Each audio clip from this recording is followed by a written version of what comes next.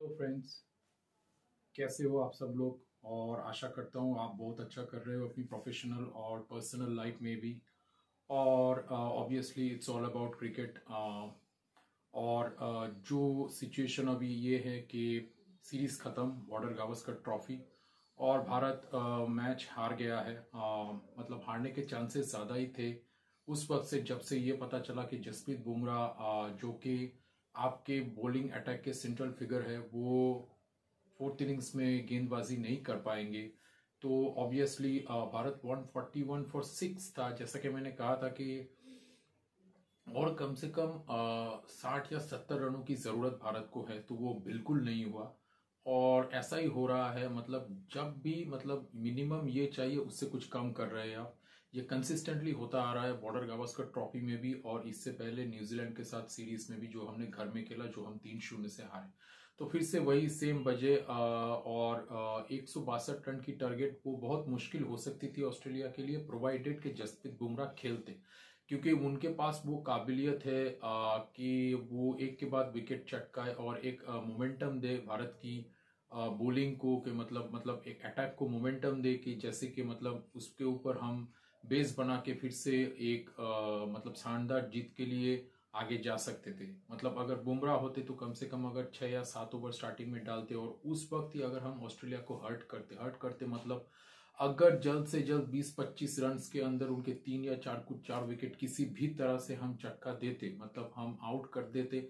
जैसे कि 25 फॉर 4 आप सोच लीजिए, कॉन्स्टस पेविलियन में, उस्मान ख्वाजा पेविलियन में, लैबुशेन पेविलियन में और स्टीव स्मिथ पेविलियन में। मैं बहुत ज्यादा बोल रहा हूँ, मतलब आप समझ रहे हैं, लेकिन बात यह है कि सिचुएशन ही ऐसी है, अगर आप 162 डिफेंड कर रहे हो तो आपके पास ज्यादा ऑप्शंस नहीं है, यही हो सकता है।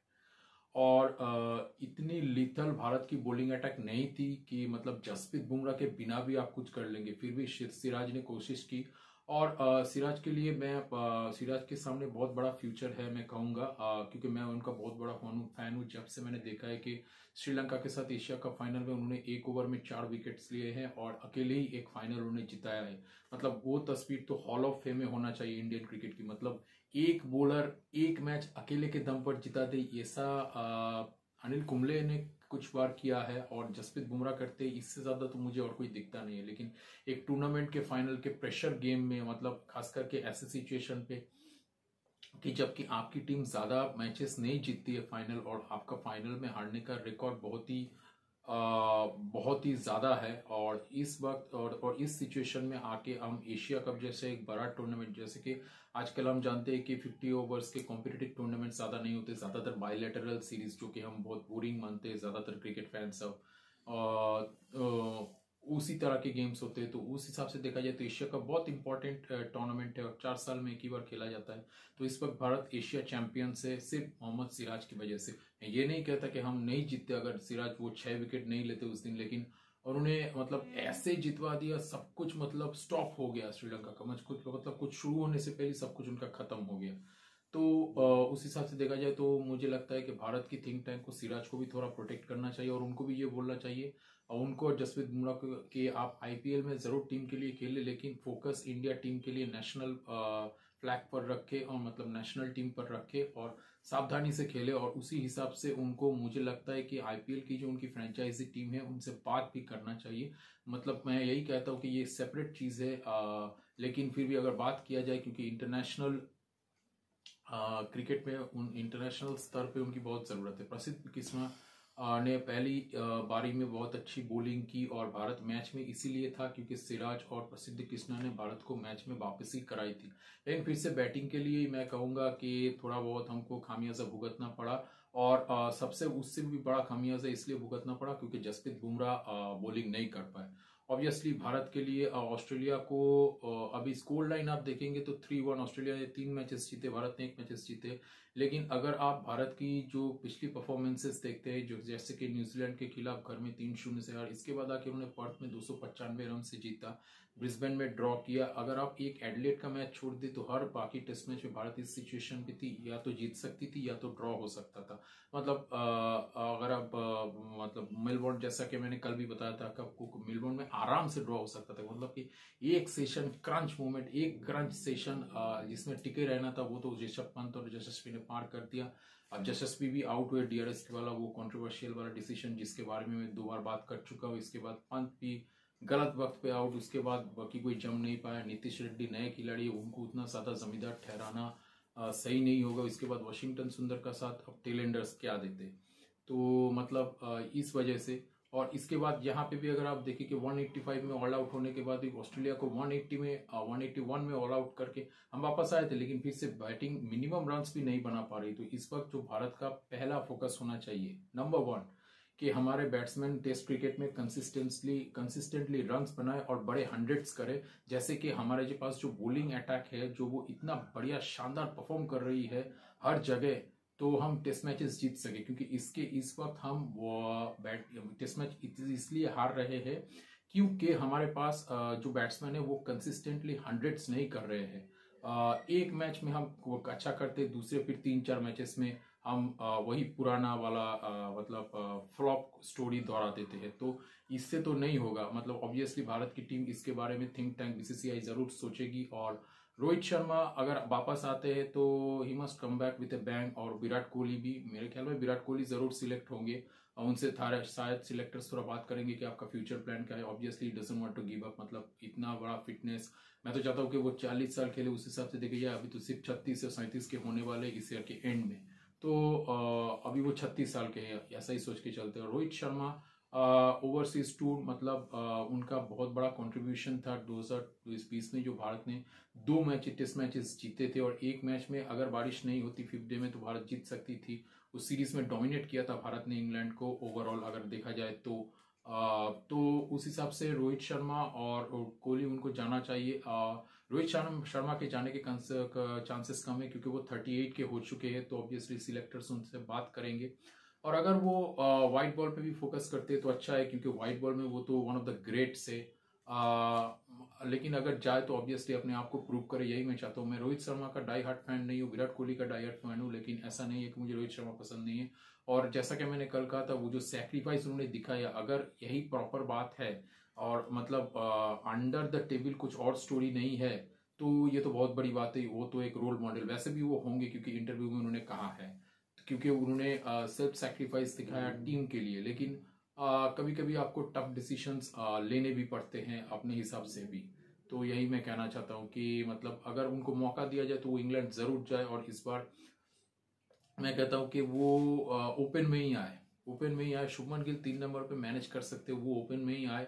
और लोकेश राहुल को हम मिडिल ऑर्डर में भी खिला सकते हैं, क्योंकि लोकेश राहुल बहुत ही वर्सेटाइल प्लेयर है। उनको आप जब भी उतारेंगे वो उस हिसाब से एडजस्ट कर सकते हैं, क्योंकि उन्होंने इतने सालों से किया है। खैर, अगर आप पॉजिटिव्स मतलब एक जो है भारत के बैट्समैन को कंसिस्टेंटली रन्स बनाने पड़ेंगे टेस्ट क्रिकेट में। उसके लिए जो किया जा सकता है वो किया जाए। अगर वो काउंटी क्रिकेट में जाना चाहते हैं, मुझे लगता है कि हर भारत के मेन बैट्समैन को एक छोटा मोटा काउंटी स्टिंट ईयर में कम से कम, अगर 2 बार नहीं तो कम से कम 1 बार तो लेना ही चाहिए। क्योंकि अगर आपको टेस्ट क्रिकेट का स्टैंडर्ड बरकरार रखना है तो ये करना पड़ेगा। और फिर मुझे लगता है कुछ रणजी मैचेस भी जब भी वो घर में है, मतलब इंडिया में है, तो उन्हें खेलना चाहिए।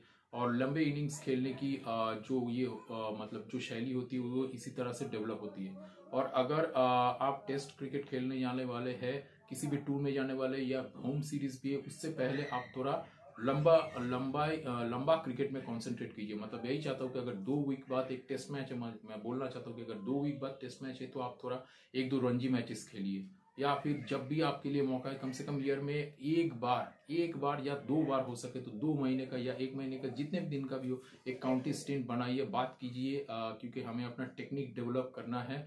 मतलब ऐसे ये मतलब ये कर सकते हैं वो लोग कि बीसीसीआई हमें मौका दीजिए कि हमें अपना टेक्निक डेवलप करना है, या फिर ऑस्ट्रेलिया में जाके शील्ड क्रिकेट खेले। तो इससे उनका गेम दूसरे स्तर पर चला जाएगा। और मैं कहूंगा कि भारत के पास ये पोटेंशियल है, दुनिया की सबसे बेहतर टीम अगले 10 साल तक भारत बन सकती है। तो अगर ये देखा जाए, मतलब ये एक बात। और इस वक्त तो मैं कहूंगा कि बाकी सब तो ठीक ठाक ही है। और जो दूसरा एक बात भारत को करना चाहिए कि मतलब सही हिसाब से जाना चाहिए। मतलब चीजों को सही हिसाब से प्रोजेक्ट करना चाहिए और सबको अपनी गलतियां एक्सेप्ट करना चाहिए। और मतलब फोकस इंडियन क्रिकेट पे होना चाहिए, किसी पर्टिकुलर इंडिविजुअल को ज्यादा इंपॉर्टेंस नहीं देना चाहिए। बस मैं यही इतना कहना चाहता हूँ। और विराट कोहली फॉर्म में आ जाएंगे ये मैं जानता हूँ, क्योंकि ये उनके साथ पहले भी हो चुका है इंग्लैंड में 2014 2019 से 21-22 तक, मतलब वो इसी तरह के सिचुएशन से जूझ रहे थे, तो वो वापस आ जाएंगे। उनको थोड़ा रिलैक्सेशन चाहिए और वो वाला वो आउटसाइड ऑफ स्टैम्प वो डिमांड उनकी जिंदगी से चला जाएगा, मैं श्योर हूँ। और मैं चाहता हूँ कि जब इंग्लैंड में नेक्स्ट साइकिल स्टार्ट हो, भारत बहुत बढ़िया परफॉर्म करे और इंग्लैंड में टेस्ट सीरीज जीते, बस यही तक।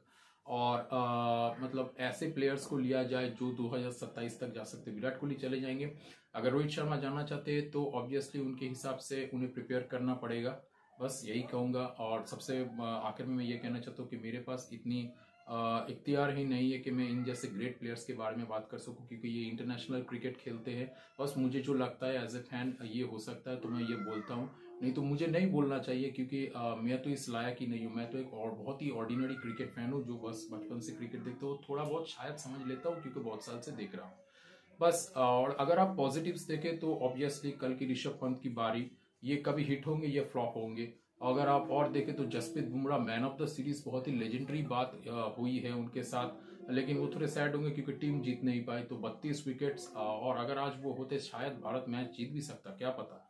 और इसके बाद नीतीश रेड्डी, यशस्वी जायसवाल 300 से ज्यादा रन, नीतीश रेड्डी शतक करीब और करीब 300 रन, लोकेश राहुल उन्होंने वापस ही की है बहुत बढ़िया टेस्ट क्रिकेट में। अगर आप मेरे हिसाब से देखेंगे तो बहुत सारे पॉजिटिव्स। बस इसी तरह से हम आगे बढ़ते रहे और बस हमारे बैट्समैन कंसिस्टेंटली हंड्रेड्स करे ओवरसीज कंडीशंस में भी और देश में भी। और इसलिए थोड़ा रेड बॉल में फोकस रखे, और जब भी रेड बॉल का मैच होने वाला है, रेड बॉल का इंटरनेशनल क्रिकेट होने वाला है, उससे पहले थोड़ा बहुत रणजी मैचेस में और मतलब लंबा मैचेस में, या फिर देवधर ट्रॉफी या फिर विजय हजारे ट्रॉफी, जो कि लॉन्ग फॉर्मेट्स होते हैं, उन फॉर्मेट्स में थोड़ा फोकस करें। उससे क्या होगा कि उनका शरीर, उनका मसल मेमोरी सब कुछ यूज टू हो जाएगा लंबा क्रिकेट खेलने में, और इससे उन्हीं को फायदा होगा और भारत को अंत में फायदा होगा। आज का वीडियो यही तक। मैं आशा करता हूँ कि आपको बहुत अच्छा लगा होगा आज का वीडियो। अगर लगा है तो subscribe, share and like. Obviously जो मैं बोलता हूँ आप भी जानते हैं, बार बार बोलने वाली कोई बात नहीं। और कल से मैं वर्सटाइल क्रिकेट स्टोरीज बनाऊंगा, क्योंकि अब मैं फ्री हो चुका हूँ, अब कोई टेस्ट मैच नहीं है, थोड़ा बहुत रेस्ट है। और आज के लिए इतना ही। आशा करता हूँ आप सब लोगों ने नए ईयर की बहुत अच्छी शुरुआत की है। आगे बढ़ते रहिए। Thank you.